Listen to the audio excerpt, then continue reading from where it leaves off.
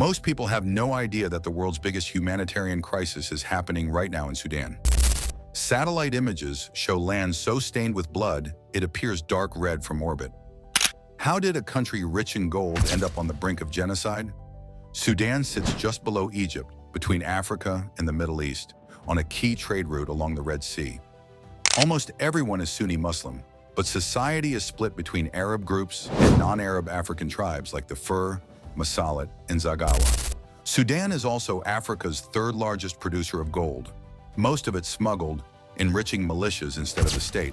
For 30 years, Sudan was ruled by dictator Omar al-Bashir, who seized power in 1989. In the early 2000s, when non-Arab tribes in Darfur rebelled against discrimination, he unleashed an Arab militia called the Janjaweed, devils on horseback. They burned villages, carried out mass rapes and killings, and drove millions from their homes. One of their commanders was Mohammed Hamdan Dagalo, known as Hemedti. Under pressure from abroad, al-Bashir rebranded the Janjaweed in 2013 as the Rapid Support Forces, or RSF, and put Hemedti in charge. The uniforms and name changed, but the same fighters kept targeting the same non-Arab communities in Darfur. In 2019, after years of crisis, ordinary Sudanese rose up and forced al-Bashir from power. Hopes for democracy were high, but two generals stepped in. Abdel Fattah al-Burhan, head of the army, and Hemedti, head of the RSF. They formed a temporary council and promised elections, until al-Burhan staged another coup in 2021 and kept power for himself. Their alliance quickly collapsed.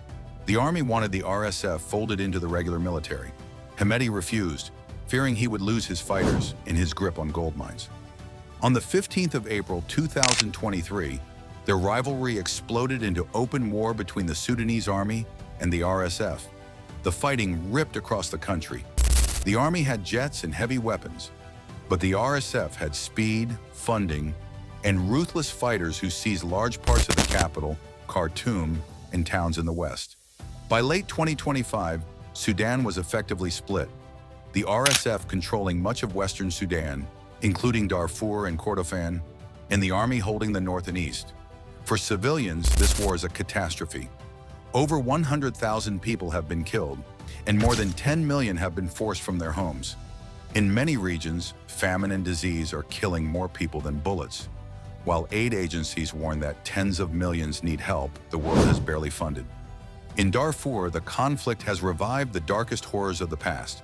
Human Rights Watch says the RSF has carried out ethnic cleansing of the Masalit in El Janina, killing thousands and driving survivors out. In October 2025, RSF forces captured El Fasher in North Darfur.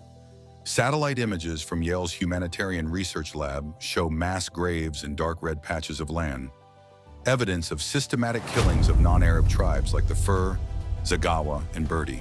RSF commanders insist this is just tribal conflict, but their own fighters have posted videos boasting as they stand over piles of bodies.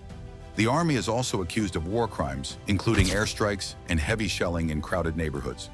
Making things worse, foreign powers are backing different sides, sending weapons and drones in exchange for influence, gold, and access to Sudan's strategic coastline. There have also been attempts at peace, but the United Nations still calls Sudan the world's largest humanitarian crisis, with funding far below what is needed and ordinary people left to starve, flee, or face the gunmen alone. Sudan's tragedy can be traced back to a handful of men obsessed with power and money, a dictator and two rival generals. Their struggle has turned a resource-rich country into a battlefield of famine, disease, and ethnic slaughter, while much of the world looks away.